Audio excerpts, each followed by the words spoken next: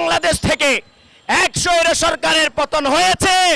অনেকে বলছে স্বাধীন হয়ে গেছি, না, আমাদের স্বাধীনতা এখনো আসেনি, জীবনের স্বাধীনতা ফিরে পাইনি। মত পথ বিশ্বাস নিয়ে স্বাধীনভাবে চলার পরিবেশ এখনো সৃষ্টি হয়নি।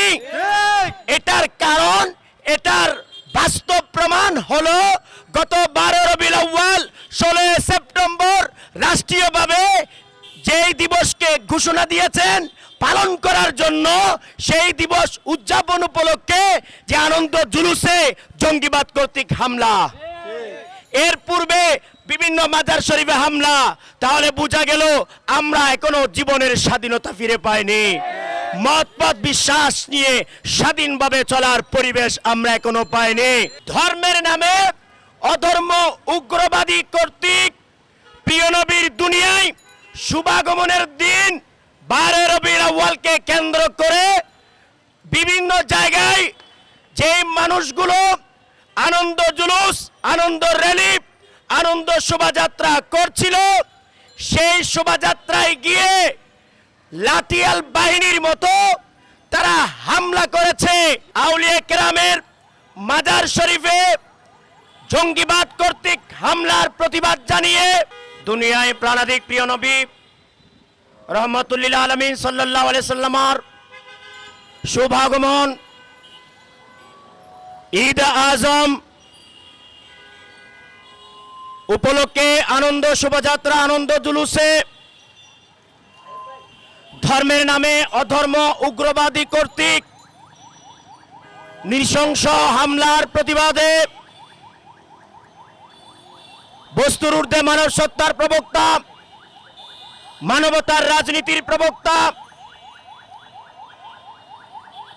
বিশ্ব ইনসানিয়ত বিপ্লবের প্রবর্তক, সত্য মানবতার পরম বন্ধু আল্লামা ইমাম হায়াতের নির্দেশে বিশ্ব ইনসানিয়ত বিপ্লব স্টুডেন্ট ফ্রন্ট কর্তৃক আয়োজিত আজকের এই বিক্ষোভ সমাবেশে, এই বিক্ষোভ সমাবেশে উপস্থিত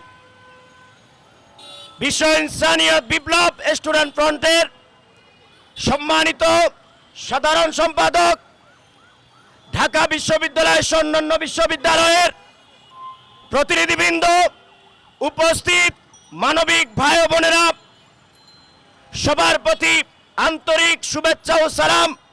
আসসালামু আলাইকুম রহমতুল্লাহি ওয়া বারাকাতুহু।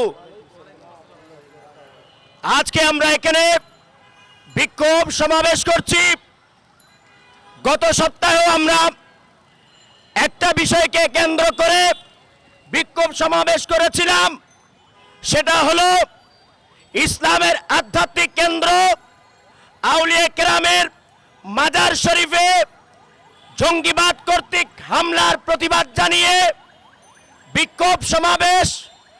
আজকের এই সমাবেশ হলো ঠিকই একই ধরনের, একই গোত্রের, একই বিশ্বাসী, একই মতবাদের অনুসারী ধর্মের নামে অধর্ম উগ্রবাদী কর্তৃক প্রিয় নবীর দুনিয়ায় শুভাগমনের দিন 12 রবিউল আউয়ালকে কেন্দ্র করে বিভিন্ন জায়গায় যে মানুষগুলো আনন্দ জুলুস, আনন্দ র্যালি, আনন্দ শোভাযাত্রা করছিল, সেই শোভাযাত্রায় গিয়ে লাঠিয়াল বাহিনীর মতো তারা হামলা করেছে।